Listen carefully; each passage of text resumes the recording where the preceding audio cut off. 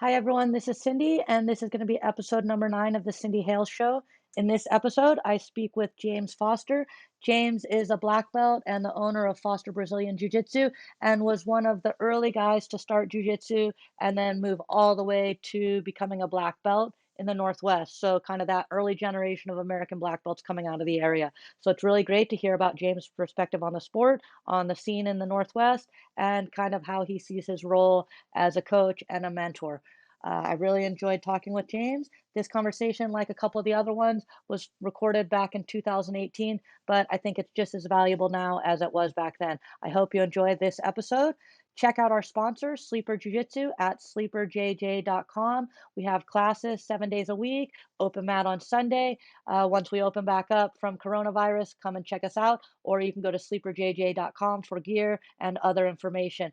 Until then, check out this episode of the Cindy Hales Show featuring James Foster. I hope you enjoy it. You can check out other episodes at cindyhales.com.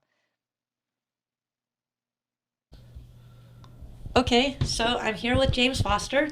And James, thanks for taking the time to meet with me. Hey, I appreciate it. Thanks for having me. Yeah, so I wanted to talk to you kind of, I guess, about being in Jiu-Jitsu. You were one of the first guys in the Northwest. I've done a little research, and then I know you.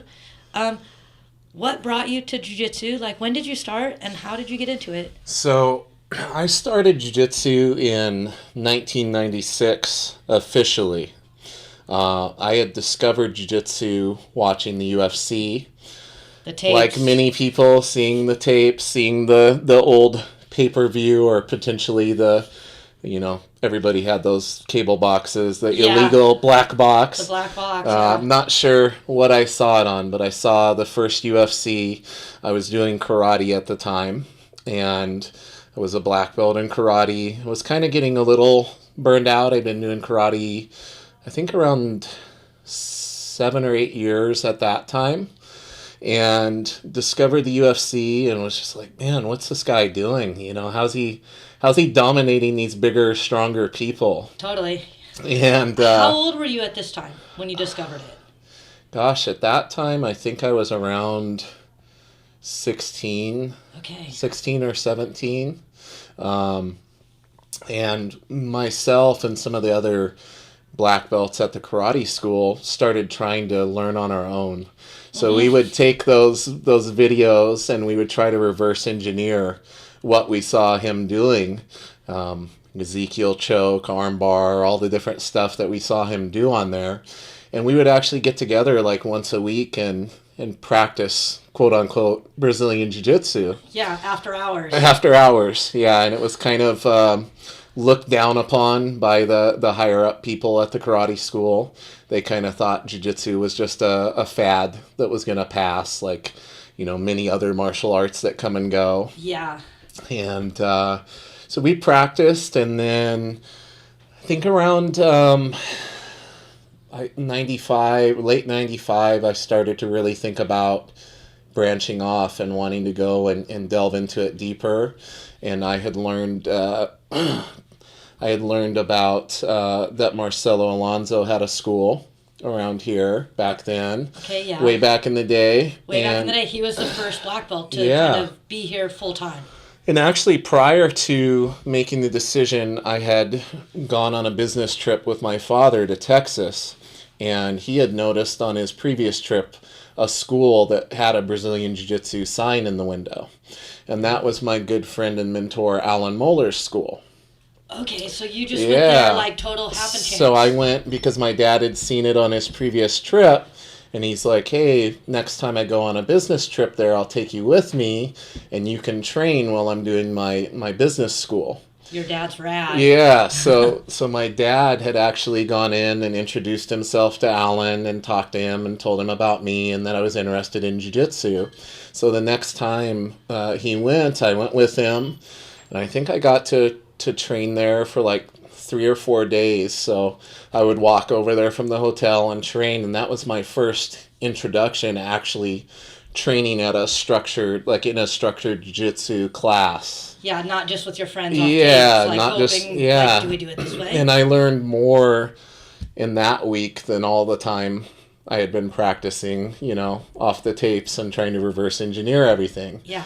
So that kind of cemented the decision for me that when I got back, I wanted to go out and really learn Brazilian Jiu-Jitsu from an actual instructor.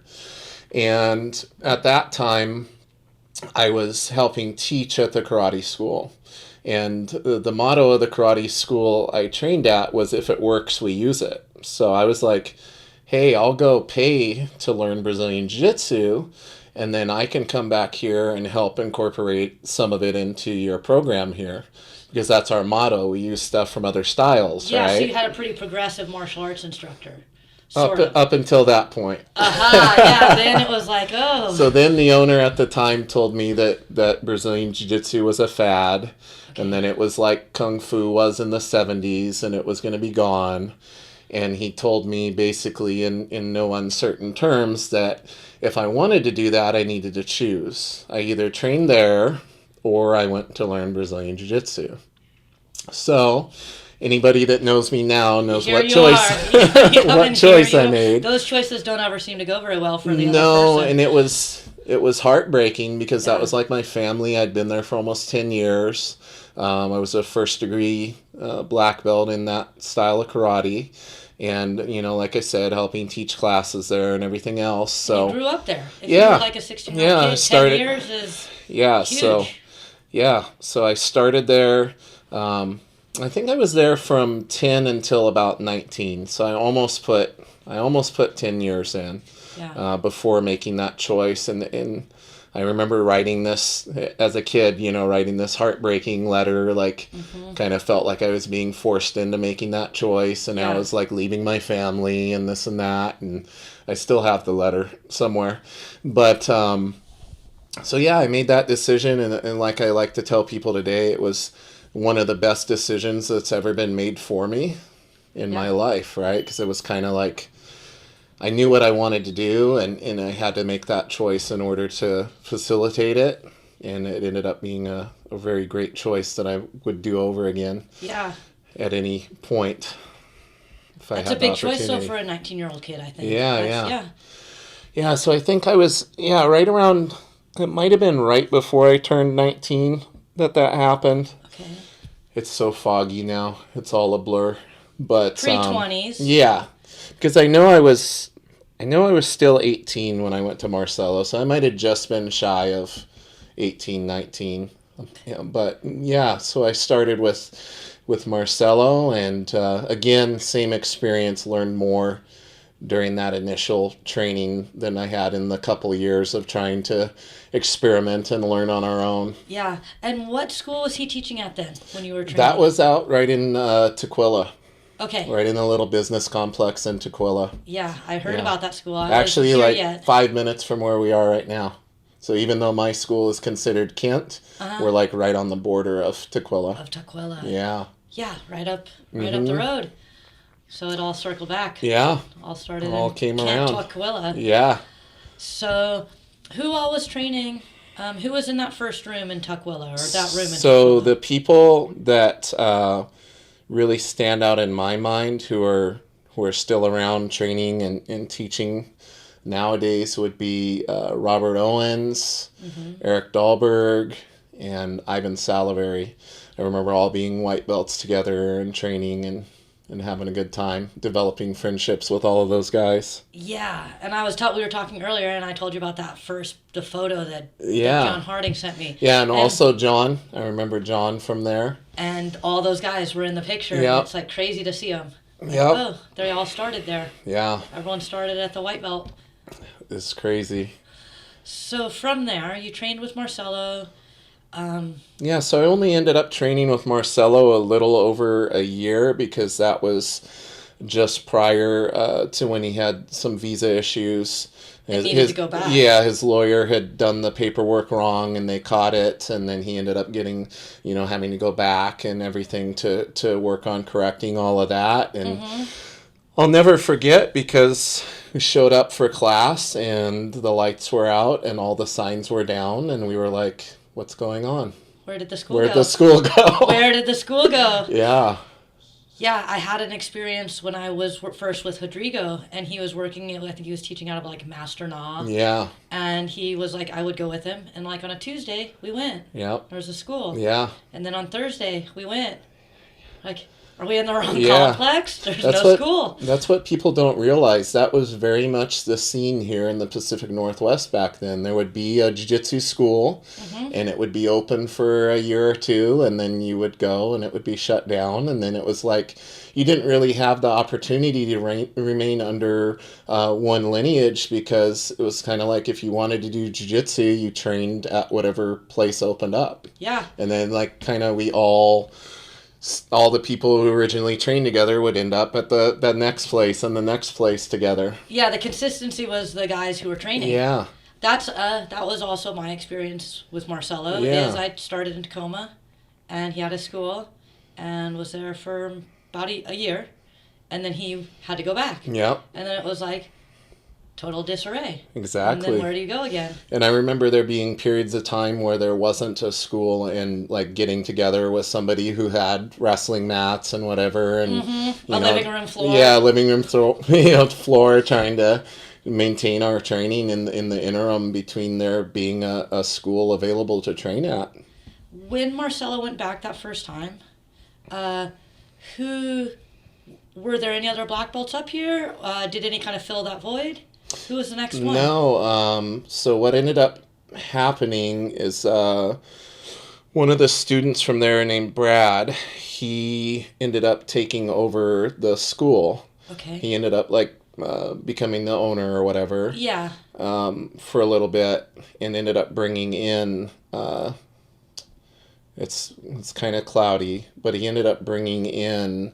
It ended up being like a Joe Moreira affiliate. Okay, Michelle was telling me like maybe about a guy named Moises. Yeah, Moises. Well, Moises was later on, because that was so at that time here in the U.S. Giuliano was under Joe Moreira, but back in Brazil he was under Lotus Club and Moises. Okay. So he kind of got sent here by Joe Moreira because it was a Joe Moreira affiliate. So it's kind of one of those, find a place for the guy to teach. Yeah, we got these people up in Tukwila. Yeah, so that was back when Giuliano ended up here. And it was in the same location where... He kept a lease on the building or something. Yeah. That was like buying the gym was like, oh, you have the lease. Yes. So Brad took it over, and then that was when Giuliano came, and we started training with him. And, okay.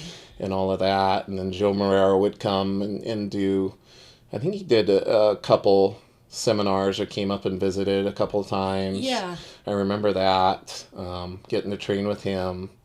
And then that was through Giuliano was when I met Jiva. I met Jiva in 1998, was when Jiva first came to the U.S. and okay, so that's when Jiva enters the picture. Yeah, and that was how I made my connection and started to develop my friendship with Jiva. Yeah. Awesome. And so, did Jiva move up here for a period of time, or just visiting? He was up here for a period of time visiting. Okay. I know he was here for quite a while before he had to go back to Brazil, but I maintained the connection and kept contact with him throughout the years. Did he later has he always stayed in Brazil, or has he gone to California? He was down in California. He went back to Brazil, but then him and Giuliano ended up down there in California teaching at a place called No Limits. It was a giant place. I went to that school one time on a business trip with my mom. Yeah. I was like, there's a huge place. They had a big bus with Giuliano's picture on the side of it. Yes. Yeah. It was crazy. It was giant. Yeah, it was probably one of the most state-of-the-art gyms at the time that had ever been It was around. Like the first super gym. Yeah, it was like where it was huge super gym. Everything. And boxing and kickboxing and wrestling mat. Yeah, they had like 150 hanging bags, and it was insane. Marble bathroom, like fancy. Yeah, I remember going in there and it was just like, what is this? Because I was training at like Marcelo's in Tacoma. Yeah.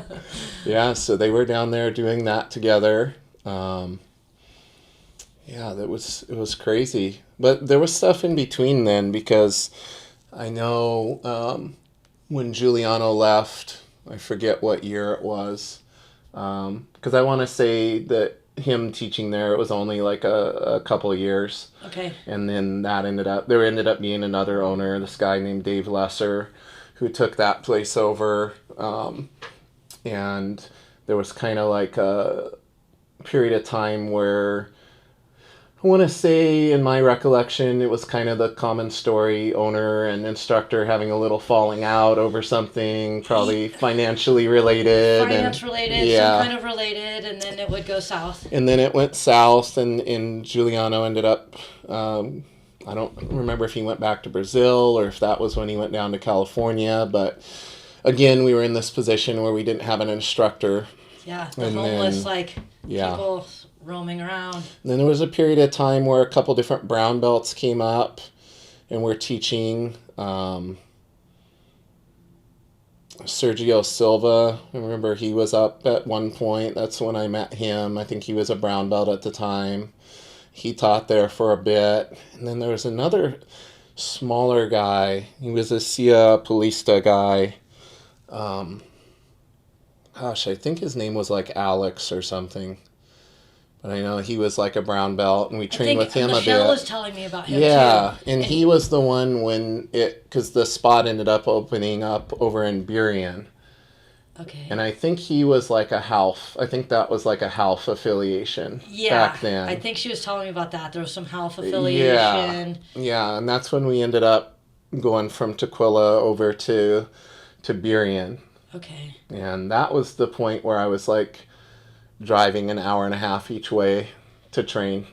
Yeah. That's why anybody who listens to this, I want to let you know how good you have it and that you can make training a priority. Even if it's 10 minutes from your house, you can still train. Like, we live in an age of convenience, and it's like, oh, I'm not going to go there because there's a place 5 minutes away. It's too far. I would have to drive 20 minutes. I have to drive 20 minutes. And I was doing 3-hour round trip to train, and I was doing that 5 days a week.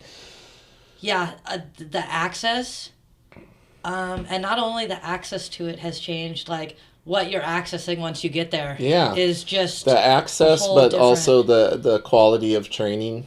Yeah. Compared, and the different type of training, because we were talking earlier, training was pretty hardcore back when we were coming up. Yeah, let's talk about that a little, because I always, I try and explain it to some of my students or talk about it, and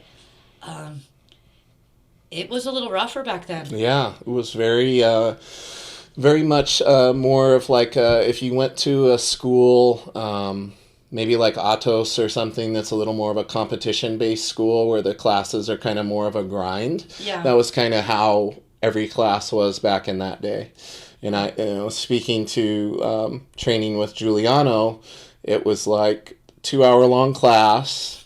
First hour was, I think the first half an hour was just running. We would run around the mat and jog and everything else. And, and then maybe do some somersaults. Yeah, heels up, high knees, inside, outside slides, all that good stuff. Sprints down the straightaways. We'd do that 30 minutes. Sometimes we would go out and run on the trails, like the interurban trail, behind the school. And that would be the warm-up some days.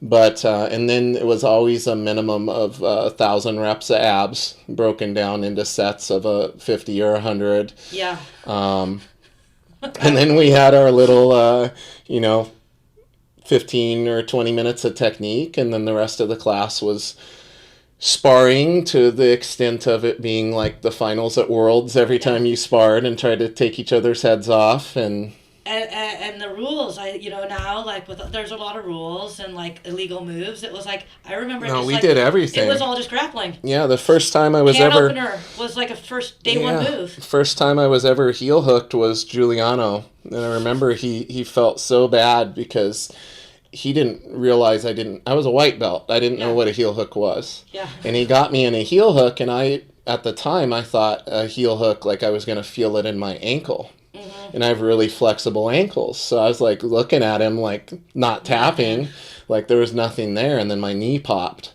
And he grabbed me and hugged me. He's like, "Oh, I'm so sorry. I thought you knew what it was." And no, and that's how I tore my first meniscus, on my one knee Yeah. was that as a white belt, just because I didn't know, and he thought I was being stubborn and not tapping and continued to apply the pressure. I'm going to show you this works, young yeah, guy. yeah. Thought I was being a stubborn, big, dumb big guy. Yeah. Yeah.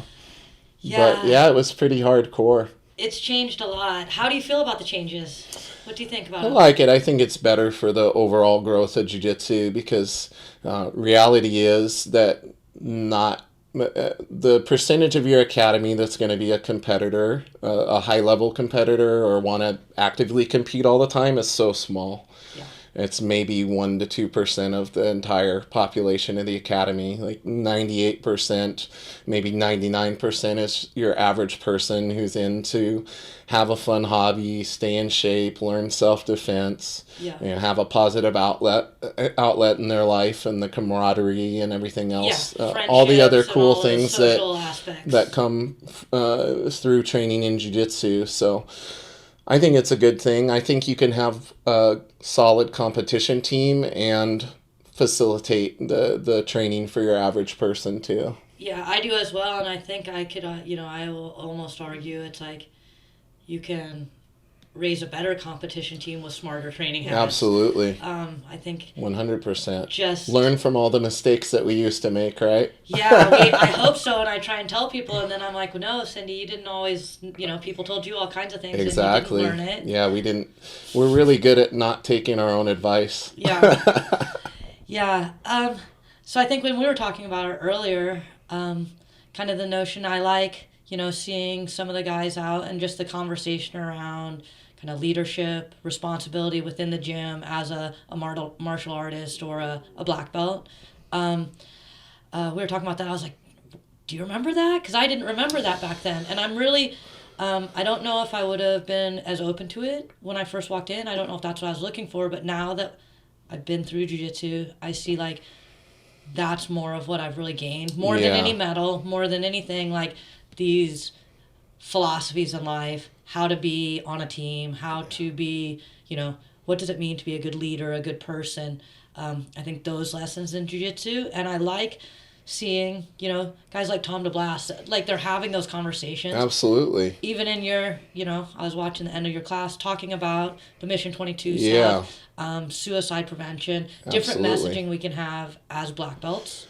The true power of jiu-jitsu comes through how we can use the principles of jiu-jitsu to positively impact and affect the lives of others, in my opinion. That's the greatest power of jiu-jitsu. Yeah, I absolutely agree. All the medals, and I mean, how many, probably both of us are probably guilty of it too. Like, how many medals do you have tucked away in a drawer gathering dust? Like, in the garage. And like, people don't remember that. Like, they remember it at the time, and it's important to us at the time, and maybe our small circle of people around us who support us. But at the end of the day, like, when people are at our funeral, they're not going to be like, hey, remember the time Cindy won this tournament? Like, no, they're going to be like, Cindy helped a lot of people through jiu-jitsu. She had a lot of good people come out of her program, positively impacted the world in a those little the little ways we can impact people and create people who come out of our program and do good things. Like, that has a big impact overall. Yeah, the ripple effect of if you have, especially like teaching, kids and adults, you teach them these lessons and you hope that they go out and share those, and then what does that impact have? What does that impact have in all areas of life? So in my opinion, that's the true power of jiu-jitsu. Like, don't get me wrong, all that other stuff's cool. Winning a world title is cool. Like, going and having those resume pieces is cool, but it's not, in my opinion, what jiu-jitsu is about. And going back to, like, remembering if we really were taught those kind of lessons in karate, I learned that, like, in more traditional martial arts, like, I think they instilled some of those things. But as far as the jiu-jitsu training back then, I don't remember any of that being emphasized. I think of it more like, I think there's a difference between a club and an academy.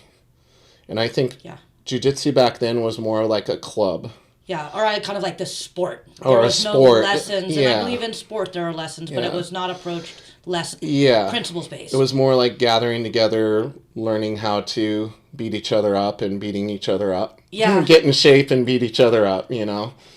And not to say you didn't naturally, as an effect of building the camaraderie and being around people that you're sweating and bleeding with and all that, it builds a certain level of, you know, having those principles and finding the friendships and the different things that positively impact your life. But as far as any of it being emphasized by the leadership, I don't think there was any of that. Yeah, I don't remember that. And as you know, I think for myself as a coach, that's something like I want to be way more intentional about. Yeah. And thinking about those things, you know, I start thinking about those impacts and like we were talking about what were the meaningful accomplishments. Yeah. It's not that I don't really think of any of like, oh, I won that tournament. I'm Right. still proud of that moment today. It's like, no, I see students or kids when they excel. And how can, you know, just like with training techniques, there's better ways to train, more efficient and optimal ways to train.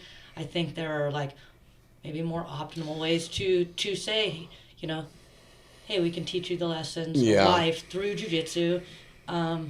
And yeah, I'm really interested in exploring those concepts and how to do that at a more efficient rate Yeah. in the school. One of the things I'm really passionate about is you know, I work with Mission 22. I work with the We Defy Foundation. We Defy Foundation, they help facilitate, you know, veterans who were injured, have PTSD, whatever it may be, and they place them within training facilities and pay for their training because they've found like training in jiu-jitsu or training in martial arts really resonates with them and really helps them. And I've had some crazy experiences, really positive experiences, like kind of those things that really make you wake up and go, wow, like the impact that we can have on somebody. Like literally, like one of the guys wrote me a letter saying like prior to coming here, he was ready to commit suicide, and through the training and the principles he learned here and all of that, it like helped him pull him out of that dark place. And yeah, that's great. it's one of those where you're like, wow, this is really powerful. We have a huge responsibility in how we approach our interactions with others and how we teach and everything. It can have such a wonderful positive impact on people's lives. Yeah, and that's something, you know, I've noticed all the things that your school does and you do personally, all the benefits that you have for your students, that things come up, and you know, the support within the school, within the community, and in Seattle in the Northwest, and then even nationally and internationally, those opportunities through jiu-jitsu. And I like to think, you know, winning the medals gives a position or a voice, a little bit of power. It gives us a little bit of a platform and maybe makes our sphere of influence grow a little bit. Yeah. So like for me, that's why I compete. Both the times I've won world titles was when I was really doing it for somebody other than myself. Like whether it was a student fighting cancer or it had, I remember the first year in 2015 when I won my first world title as a black belt. It had like a bunch of tragedies. Like one student passed away from cancer. Another student within a week of that found out he had cancer. And then my student Tony was injured at work and became paralyzed. All that happened leading up to that. I was like, I'm going to do that for these guys. Yeah. And that was my whole thing, like going in there was shedding light on them and what they were going through and their families were going through. And so for me, that's what drives me. Like that's whenever I can bring exposure to any of the causes or anything and do that through competing, that's when I've always performed my best. It's like, when it's for me, it's like it's a fun test and going in there and seeing what I need to work on. But the times I'm really driven and go in and perform my best is when I'm doing it for others. Yeah, motivated by exactly. And sharing the struggle of your community. Exactly. Yeah, and those, like we were talking about, those are things I think, I certainly didn't see when I showed up at the gym to learn to choke people. Yeah. Like here I am learning to choke people up because that guy in the pajamas on the team. And I think it's a strange juxtaposition of like fighting, and you saw, I remember how I used to even think of the UFC before I started doing, like, I'm not really into that. Yeah. This violent thing. Right. And then, and then you start to explore deeper what's happening. Mm-hmm. And then the more I became open to the lessons that can be taught. Yeah. Then really like, I find, the most joy in jiu-jitsu helping. Right. Helping people, helping, Same here. Where I've always wanted to volunteer, helping kids, doing all of that thing, and little things, and we were talking about getting messages back from people. Years later, we were like, I didn't even realize. Yeah, exactly. And then those kind of highlighted for me, like, you are having this impact, and you better be really like caring about it. Yeah, very responsible. Yeah. Like when you realize the level of responsibility we have with the words that we choose, and how our interactions with others can positively or negatively impact their life. Mm-hmm. It's huge. Yeah, we're always having an impact, and it's like being like, what kind of impact do I want to have? Yeah, have to be mindful. Yeah. Very mindful. Well, let's move forward with like, so you've competed a lot. Now you have a gym. We're at your gym. You have a beautiful gym. Thank you. How long have you been here? We've been in this location since 2010. So 8 years. Yeah. Congratulations. It's crazy. Yeah. Yeah, so we started back in 2003. I was teaching out of a karate school. Okay. So it's weird how my path went. So I left the karate school, and then back to when we were training over in Burien, and I was making the 3-hour round trip commute. That was when they decided to move up to Ballard. Okay, and it was the Health Gracie guy. Yes, and Mama Zeno, and it moved up to Ballard. And I told them, I said, I'm already driving 3 hours round trip to come here. If you move up there, I'm not going to be able to keep training. And they were like, well, the owner at the time, well, we figured we would lose some people because of the distance or whatever. And, so, sorry, kind of thing. So it was one of these things where, like, again, back to not knowing what I was going to do, maybe meet up with some people, train in the garage kind of thing. Yeah. And I don't believe in coincidences, so I think it was kind of a serendipitous type of thing. But the new owner of the old karate school that I used to train at contacted me right around that same time when all that happened, and I wasn't going to be able to make the drive and train when they moved, and said, hey, I have some guys who are fighting in MMA. They're interested in amateur MMA, but they do great as long as it's standing, but when they end up on the ground, they're getting tapped out by the guys that know jiu-jitsu. Yeah. Would you be able to come and teach some of these guys a little bit of ground technique? So I was like, sure. It's like giving back to where I came from. Yeah, and the door opened. It's yeah, like you're in that midst of the doors closing, and then another one opened up. So I ended up going there, and I think it started out like one night a week going in and teaching those guys. I was just doing it for free. Yeah. And then it started to build momentum where people were hearing about it and wanting, how much does it cost to train? I was like, $30. Yeah. Just threw out a number. Yeah. And started to develop a little bit of a student base, and I had no plans to teach. It wasn't my plan at all for that to happen, but it just started to snowball. And then that karate school, they opened up an even bigger spot, so they had like a building. It was basically two adjacent spaces that they kind of blasted an opening in the wall between, and they allowed me to use half of it, and I had wrestling mats in there, and I taught my jiu-jitsu class. So from about 2003, 2004 to 2007, I was in teaching out of the karate place. Okay. And then grew my student base to the point where I was like, okay, I need to go get my own spot. And then 2007 was when I opened my first location of my own, and it was a really, really small place. Did a 3-year lease there.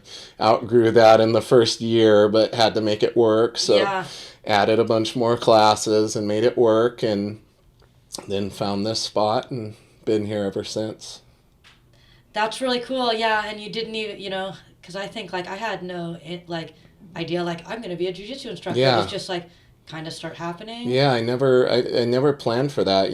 I was I owned my own web design business for a while. Like I did a bunch of different stuff. I ran the multimedia lab at Pierce College out in Lakewood for many years. Like I did that type of stuff, like graphic design, web design, and it wasn't my plan. I thought that I was going to be doing something related to that. I never planned to be a full-time jiu-jitsu instructor or have my own school. Yeah. Well, we're all glad you did. I'm glad I did too. Yeah. Well, on a side note, I know, so you're saying you were a web designer and stuff.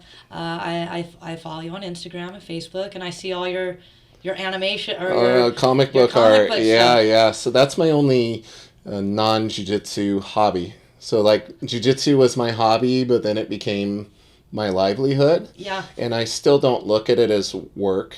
Like I love every day that I'm here. Yeah. The business side can sometimes be a little work and a little stressful, but as far as teaching jiu-jitsu and all of that, like I don't look at it as work, but I think it's important to have like a hobby too, like a little escape. So for me, my artwork is my little escape, and I try to make time to continue practicing. I think it's important to practice skills that you're not necessarily good at.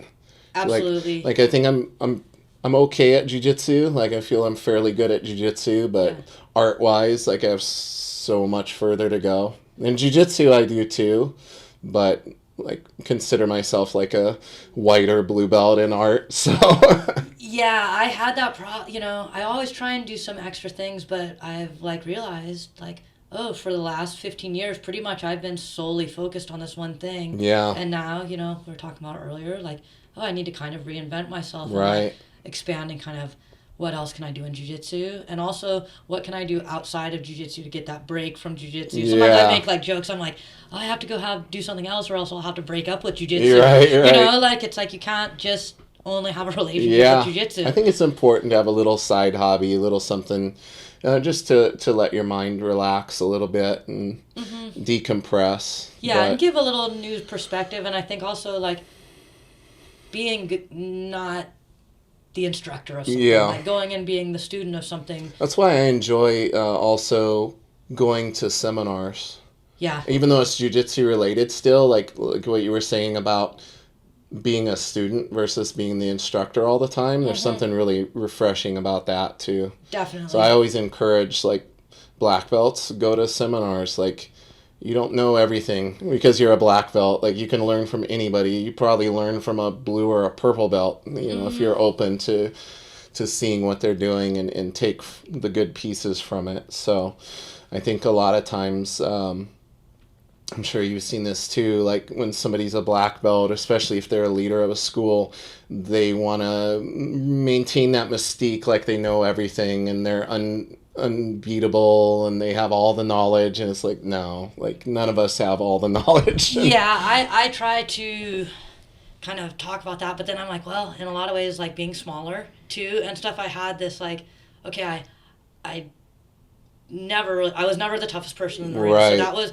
but I see other people where it's like, well, if they can just stay in one room Yeah. and be the master of that domain, I see how that becomes comfortable. And I think that's like, it's inhibiting. You limit your growth and your overall proficiency. Yeah, Like definitely. to me, the goal of training in jiu-jitsu for me isn't about attaining a certain belt or a certain level or anything like that. It's like trying to capture, trying to have the overall most complete understanding of jiu-jitsu possible. Absolutely. Like an overall mastery of jiu-jitsu, which none of us will ever attain. Yeah. But that's my goal. That's my goal too. My goal, like there's so many games. It's like I don't play that game, but I want to know. You want to know. We those want to games understand it, right? Because as instructors, we need to be able to pass, even if we don't like say warm guard, for instance. Like we may never want to incorporate warm guard into our game, but our students might encounter it, and we need to have an understanding so we can help them in their approach to it, also in how they defend it, everything else. So as instructors, we need to be open to having an understanding, at least a basic understanding of all jiu-jitsu.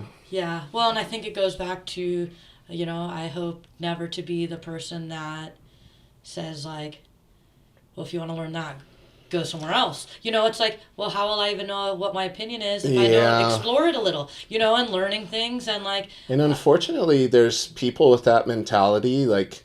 I won't name names, but even I was at a very big name person seminar before, and there was a Q&A session, and somebody was asking how to counter like 50-50 or something. And I had a couple ideas in my mind of how I like to approach that scenario. And this instructor looked at the guy and said, I just don't end up there.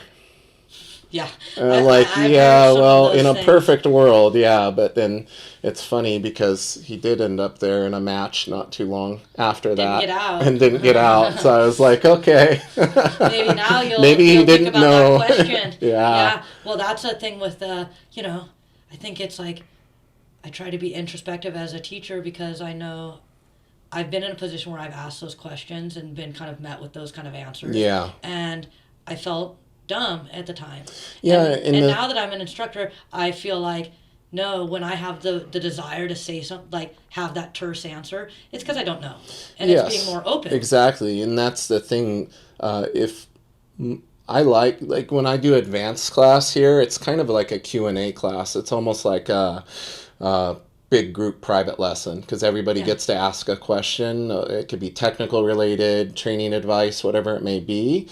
But I like it when they provide questions that I maybe don't have a good answer for, because then I'll learn and I'll develop my game further, because you better be sure I'm going to go and look into it. Worry about it until you have the answer. And worry about it and find the answer for them if I can't provide them with an answer. And I think that's very important to your overall growth. You have to be able to admit when you don't have the answer. It's that growth mindset, and I think that's, to me, I look at it as a leadership issue. If the leader can't be open to that growth mindset, you can't ask other people to. When you're exhibiting like you're truly not open. Yes. You can say all kinds of things, but when you, at that moment where you're uncomfortable, you have don't end up there. Yeah.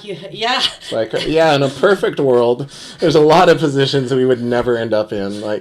But I guess that means don't go to the gym. That's not an answer. Exactly. And I think as an instructor, and I've said those things, and then going back and like, that was a mistake. Yeah, you're like, wait a minute, that was because I didn't have an answer. Mm-hmm. And it's like, in jiu-jitsu, you learn when you don't have an answer because you get stuck somewhere. Yes. You get beat, and it's like, okay, you have to mentally be able to understand, like, you're stuck here. And as an instructor, I mean, as a leader of the academy, like, you have to put yourself in those spots. Like, if you have an uncomfortable spot in your game, you have to be going there very often, because as black belts, as experienced black belts like you or me, when we're rolling with our students, we could very easily play our A game and not allow them to gain any ground. Yeah. And then we're going to develop a false sense of security because we're never going to end up in those bad spots. And you see that a lot of times in competition. You'll see these really famous guys, and then it's like, if somebody shuts down their A game and they end up in, like, say, stuck in side control. I saw it happen at the last Master Worlds. And this guy, multiple-time world champion, but he was stuck in side control and looked like a fish out of water. Yeah. Like he'd never been there a day in his life. And it's like, to me, that shows maybe in training, either A, there's nobody able to put him there, or B, maybe he doesn't put himself in those uncomfortable situations, and it's a little rusty part of the game because you're not used to being there. So for me, I'm always putting myself in the worst spots, like letting people get like full bow and arrow choke and seeing if I can get out and find an angle, stuff like that. I think that's really important. This whole, I think maybe the whole, like, Hickson being undefeated, even in training thing, got in people's heads. It's like the mystique. This like trying to maintain that air of mystique. It's like, no, the only way to not get caught in rolling is to, one, either not roll, or two, just not like play a very closed game and not leave any openings. Or exploit the people under you. Exactly. You see, and it's like, I look at it in my game, and then I see it like with I do like to fold the line, and higher belts are going with the lower belts, and when I changed to that, there was some pushback. Yeah. If people want to roll with their friends, and it's like, no, we need to do, it's your job to teach, and then also rolling, it's like, but see, if you're mindful, you can create scenarios. This is what people don't realize, and I've talked about this. My accomplishments, competition-wise, I've only ever trained as a black belt. I've only ever trained with my own students. So everything I've accomplished, and at one point, like, I only had 5 blue belts. Yeah. And when I won bronze at Pan Am's, the first 2 times I competed at Pan Am's as a black belt, I was only training with my own students. When I won my 2 world titles, I was only training with my students. Like, you can make yourself better even if you're only training with people who are below you rank-wise. If you have the right approach, if you can squash your ego enough and make yourself work and put yourself in those scenarios, you can get better overall. I try and talk to people about that, and you see, like, people nowadays, especially with like the schools, that's the school you need to go to. And it's like, well, you can go that path. You gotta look. I understand sometimes that, but you gotta look. ways. You gotta look within a lot of times. Yeah, it's like, are you really giving everything and creating? People can do a lot with very, very little if you're creative and open. If you are consistently running into the problem of your school isn't good enough to make you into such and such champion, more than likely the problem is what's looking back at you in the mirror and something within your head that's holding you back. Definitely.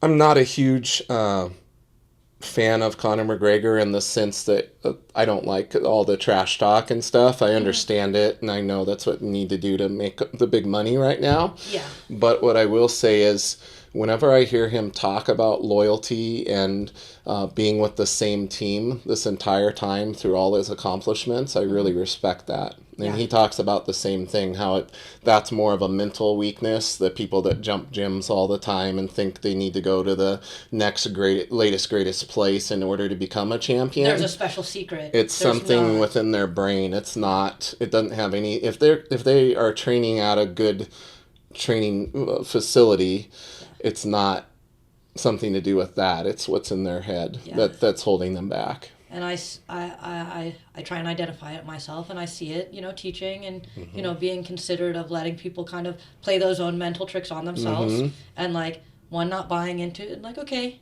not letting it rattle me. Yeah. And also, like, okay, that's where they're at. But you see it, and it's like...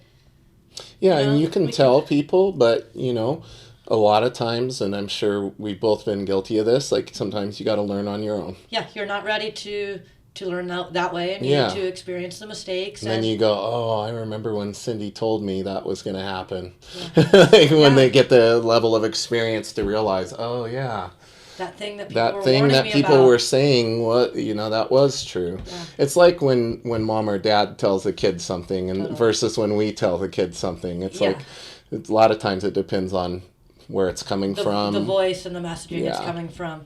And, I think part of jiu-jitsu is, like, letting people make those mistakes too. And it's absolutely. Like, being open to, like, oh, you're okay, still okay. Yeah. But the loyalty is hard. I see that, especially as a coach. It's not, I don't look at my students as a transactional, like, you pay me $150 a month and then I give you that much worth. You do build those relationships and gyms that are worth more. And I moved around a lot as a kid, and I never really experienced these long-term relationships. And now it's like the value of that, the value of community, it's the huge. value of having a student that you're like, I see Jeff Hoagland with Chase, like I have a kid that I'm like, you're going to be my kid, like that it's like, I've known you since you're 5 and you bring them all the way up. There's there's power in It's that. very powerful because we give our heart and our mind to those people. Yeah. Everything we do, it's like, I have some students, it's definitely like you feel like a parental figure to them. And you would do anything for them and help them. And, and sometimes those people are the ones that end up taking that for granted and going away, and it hurts and everything else. But ultimately it's a blessing in disguise, and you come to realize that type of stuff, and it's just part of human nature. Yeah. But doesn't make it any easier. No, it doesn't make it easier. And I always just try and when I've had kind of those hardships or those hurt feelings, it's like just kind of understanding that's the path someone's on, and well, we're all here. And I know, remember all those dumb things you used to do, Cindy, and the door's open. Yes, and like I say, like I've told students this before who've made the choice to change their path. It's like, and they're real worried about what I'm going to think, and I'm like, if I'm truly your friend, I want what's best for you. And if this is what you feel is best for you and your life and your family and whatever else, like, I'd be a jerk to not want that for you. Yeah. So yeah, it sucks, and I wish you were remaining here, but I also want what's best for you. Yeah. And that's beyond that money transaction thing. That's like, no, I'm your friend, and I want what's best for you. So if you think this is the right choice, then that's what I want you to do, and you're still going to be my friend. It doesn't matter if you're on a different team and all that. But yeah, it hurts. Yeah, and I've had because we get invested and we give everything, and that's part of being. It comes with the territory of being an academy leader, being an instructor. Yeah. There's a selflessness to it of like wanting to keep doing it, and like, no, I'm going to keep putting it out there. I've struggled with it, and like feeling angry or bitter, and then you're like, and you can't let it change who you are, right? Yeah. It's like, no, I have this opportunity to do jiu-jitsu, and it's like I can just keep putting it out there. Your awareness is raised because you realize that that's a potential. Yeah. But at the same time, you can't let it change you. You can just be aware, and you kind of know, you learn how to deal with it better. Yeah. More and more times it's happened. I have friends it's happened to that are pretty new and running their academies, and I'm like, it sucks, but it's not going to be the first time this happens, so it'll get easier to deal with over the years. Yeah, I remember hearing about those things before I was a teacher as a student, and I would hear things about other coaches, and, oh, this guy doesn't really do that, and now I'm like, I can see why they're not getting emotionally involved. If you got emotionally involved heavily with every single person in your door when they told you they were going to be a champion, right, it would be so emotionally draining. Yeah. It's like, okay, it's a give and take of the relationship that develops over time. Absolutely. And just having like a more mature understanding of like, why did I hear one person feeling this way about a scenario, and then looking at it from this other perspective and being like, that's a little self-protection for that other person. Yeah, it's very true. It's there's two sides to each story, and the truth lies somewhere in the middle. A lot of times we only get one. We're only seeing it from the one perspective. Exactly. But it's just part of it. Yeah, and it's worth it. It's worth it, and the lessons we learn individually and internally, it's like those don't walk out the door. Yeah. Those are always there. And absolutely. That sticks with us forever. Yeah, it's a big part of it, and it can be a negative part of it, but overall, the positivity of what we do and the joy in what we do it makes all that worth it. Totally. So, let me ask you, where do you see your academy, your team in the next 5 years? What do you look forward to? Man, for me, just, I'm working on writing a book. Awesome. I want to, like I was telling you, I'm kind of preparing. My wife's going to start working for the academy here, hopefully next year, and that's going to free me up to have more time to do a lot of the stuff that I've been trying to do while doing almost 100% everything on my own. So my book is going to kind of actually touch on more of what we talked about in regard to how you can take the principles of the jiu-jitsu and apply them to your life. that type Awesome. of thing. So trying to come at it from a little different perspective than just a book about jiu-jitsu. Yeah. So I'd like to have that completed before the next 5 years are up. The academy is just growing like crazy, continuing to grow. Right now, it's more about refinement versus expansion. Just making sure everything is working as best as it possibly can be working and providing the best value possible, streamlining a lot of things. Yeah, cleaning up the business technique type of thing. Exactly. And, I want to, I'm filming my first ever instructional series coming Awesome. out. Supposed to film that next month, so that'll be coming out next year.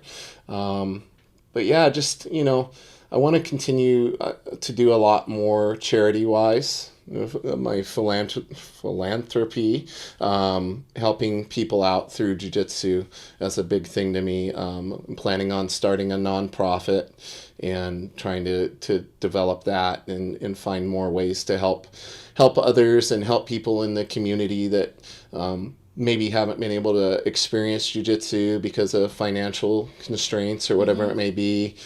Provide some scholarships and things like that, and seeing what we can do to continue to help people's lives through jiu-jitsu.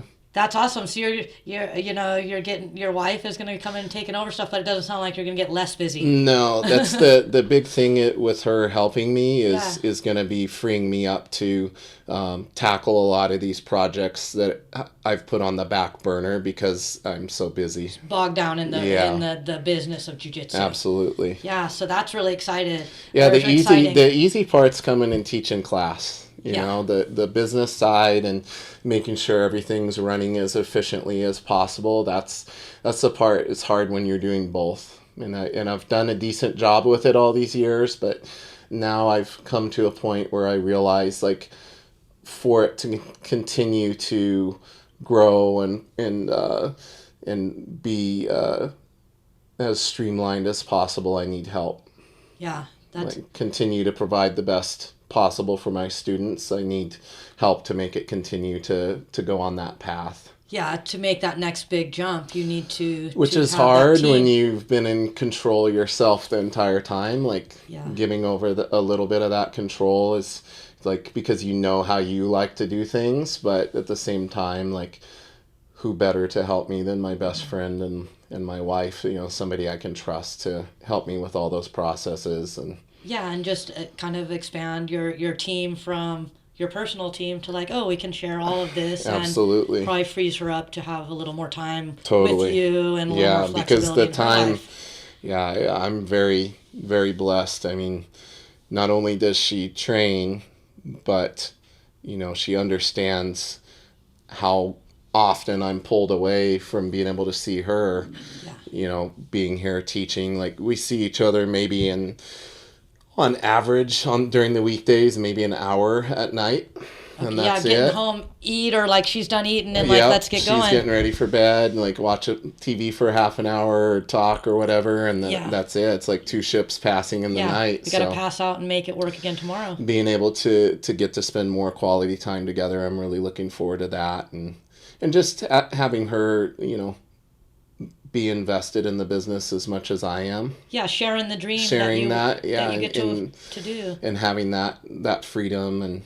Yeah, it's really cool. That's congratulations. Thank you. That's a big step coming from, especially where jiu-jitsu came to, like, it's this viable and growing thing that you can do and you can make a living off of. Absolutely. As well as helping other people. Yeah, if you work to understand how to run a business and you understand that it's more than just having mats and having a space and having an instructor, like, there's a lot more that goes into it, and you're willing to put that work and that sacrifice in, you can definitely make a very good living through doing jiu-jitsu, teaching jiu-jitsu full-time, running an academy. Yeah, and I'm really glad of that, because I didn't know it was possible. And then there's so many new technologies and new ways of kind of understanding business and with writing books and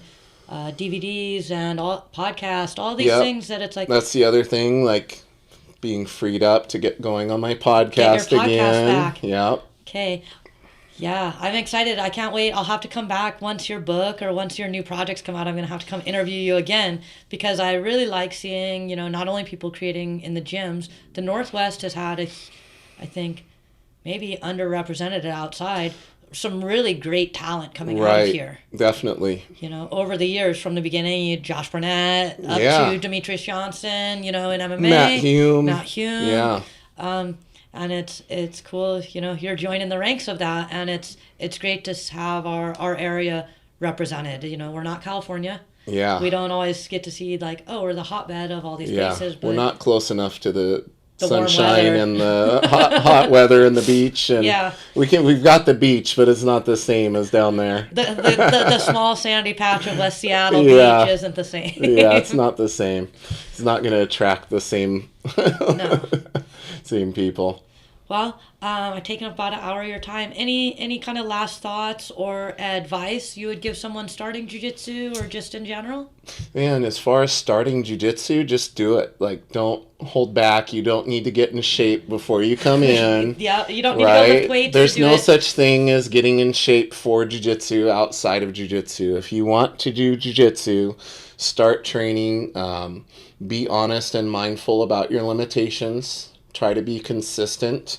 Do a little more each time and train week in and week out. That's really the secret, because you see so many people, they try to maintain like a crazy extracurricular workout routine and do jiu-jitsu, and then they get hurt or they get overtrained. Like, I tell anybody who's just starting jiu-jitsu, like, if you can come in 2 to 3 classes a week and do that every week and focus on your training, you're going to see good progress. You don't need to be trying to, in fact, if I find out that they're doing like crazy workouts 10 outside, classes and all this I'm stuff. like, you know what? You can go back to lifting weights. Take a few months to just focus your energy on jiu-jitsu, and then we'll incorporate all that back in.